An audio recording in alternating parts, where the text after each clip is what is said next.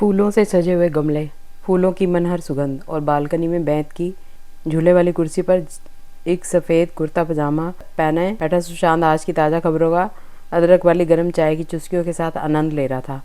खबरों के अनुसार उसकी चुस्कियाँ होती रोमांचक खबरों पर चुस्की तेज़ हो जाती तो द्रवित करने वाली खबरों पर बेहद हल्की अनमनी सी। तभी एक खबर पढ़कर उसने चाय का प्याला बगल टेबल पर सरका दिया और कुछ सोचने लगा। वो अपनी सोच से निकलकर दूसरी खबर पढ़ने ही वाला था कि नारंगी साड़ी में खूबसूरत आंखों और घुंघराले लटों वाली अपने गीले बालों में तौलिया लपेटे और हाथों में अगरबत्ती लिए उसकी पत्नी सृष्टि आ गई। बालकनी में थोड़ी सी जगह में रखे एक छोटे से केले के पौधे की तरफ सिर झुका वो शायद पूजा कर रही थी। और वो हर बृहस्पतिवार को ईश्वर की आराधना करती और व्रत रखती, पर आज उसका ध्यान पूजा करते हुए जब अपने पति पर गई तो आंखों से प्रश्नवाचक हो उसे ही देखने लगी। पूजा करने के बाद उसने किशमिश का प्रसाद सुशांत के हाथों में रख दिया और फिर बगल ही कुर्सी पर बैठते हुए पूछा, क्या हुआ जी, ऐसी कौन सी खबर आपने पढ़ ली आज? अरे देखती हो कितने कायर और जाहिल इंसान है इस दुनिया में। पत्नी ने सब्जी अच्छी नहीं बनाई तो पति ने झगड़ा कर लिया और बर्तन से मारकर पत्नी का सर फोड़ दिया। ये गवार, ये जाहिल ऐसा ही करते हैं। स्त्रियों के लिए कोई सम्मान कोई इज्जत है ही नहीं। और वो औरतें जो इनको रात दिन चुपचाप सहती हैं उनका भी इसमें बराबर दोष है। नेताजी सुभाष चंद्र बोस ने कहा था, अन्याय सहना अन्याय करने से भी बड़ा पाप है। पर ऐसे जाहिलों को कौन समझाए। इनको ये भी नहीं पता यत नार्यस्तु पूज्यन्ते रमन्ते तत्र देवता। बताओ कितनी पीड़ा और प्रताड़ना देते हैं ये पुरुष। शारीरिक और मानसिक दोनों तरीके से बेचारी औरतों को तोड़ कर रख देते हैं।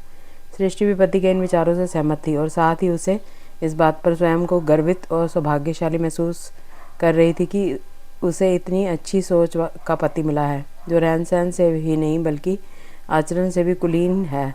और वो और कुछ अच्छा सोच पाती। तभी सुशांत ने उससे कहा, सुनो मैं नहाने जा रहा हूँ, तुम ब्रेकफास्ट रेडी कर दो, आज थोड़ा जल्दी निकलूँगा। और पत्नी के माथे को चूमते पुचकारते वॉशरूम की तरफ चल पड़ा। सृष्टि भी पेपर की हेडलाइन को देख रही थी कि पास ही पड़े सुशांत के फ़ोन की स्क्रीन पर मैसेज पर कोई नोटिफिकेशन आया। वह इसे रूटीन मॉर्निंग मैसेज समझकर किचन में जाती और उससे पहले ही 5-7 मैसेज गनगनाने लगे। वैसे तो सृष्टि कभी सुशांत का मोबाइल नहीं देखती, ना उसके किसी काम में दखल देती, पर आज वह इन मैसेज के बहाने से ही सुशांत के मोबाइल को देखने लगी। एक बार की मैसेज देखे और स्क्रीन स्लाइड करने लगी और फ़ोन में कई एक सोशल साइट देख वो थोड़ा असहज हो गई और विचारमग्न भी कि सुशांत कब से इतना सोशल हो गया। मुझसे तो कम ही बात करते हैं, अक्सर काम की वजह से थके ही होते हैं, फिर इनको इन सब की क्या ज़रूरत। जिज्ञासावश वह व्हाट्सएप टटोलने लगी जिसमें कई फालतू चैट थी जो उसके जैसी स्वाभिमानी और धर्मपरायण स्त्री के लिए ज़रा भी सहनीय ना थी। वह जल्दी जल्दी सुशांत के मोबाइल को खंगाल लेना चाहती थी, तभी सुशांत तैयार होकर आ गया। अरे तुम अभी यहीं हो, मेरा ब्रेकफास्ट नहीं बनाया? And hello, how dare you to touch my mobile, give it to मी।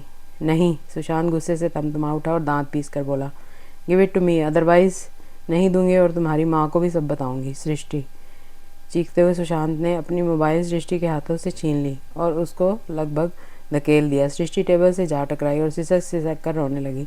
सुशांत चीख चीख कर उसे, उसके परिवार को, उसके संस्कार को मन भर कोसने और गाली देने के बाद ऑफिस के लिए जा चुका था। पेपर अब भी अपनी काली मोटी हेडलाइन के साथ टेबल पर पड़ा था जिस पर सुशांत की शेष चाय धब्बा बनकर लगी थी। सृष्टि टेबल के सहारे निढाल सी होकर दागदार हेडलाइन को ही एकटक देखे जा रही थी और उसके कानों में सुशांत की बातें गूंज रही थी। कितने कायर और जाहिल होते हैं ये लोग जो ज़रा सी बात पर झगड़ा कर लेते हैं। नेताजी सुभाष चंद्र बोस ने कहा है, अन्याय सहना अन्याय करने से भी बड़ा पाप है। यत्र नार्यस्तु। सृष्टि का सर दर्द से फटा जा रहा था और सुशांत की एक एक गालियाँ जो उसने उसको और उसके परिवार को दी थी सब कील की तरह उसके दिमाग में चुभ रही थी। उसके आंसू उसकी कोरों से ढरक रहे थे और शायद वो अखबार की उस औरत को यह जताना चाह रहे थे कि तुम्हारी चोटी के निशान ने तो तुम्हारे दोषी को समाज में नंगा कर दिया, पर मेरे ये घाव जो मेरे हृदय तल को समय समय पर अपनी शब्द वाणों से भेदित करेंगे, उनका क्या? मैं अपने अपराधों को कैसे जग के सामने दिखाऊंगी? उसके शब्द जो तीर बनकर मेरी आत्मा को छलनी करेंगे, उन घावों को कैसे कैसे दिखाऊंगी?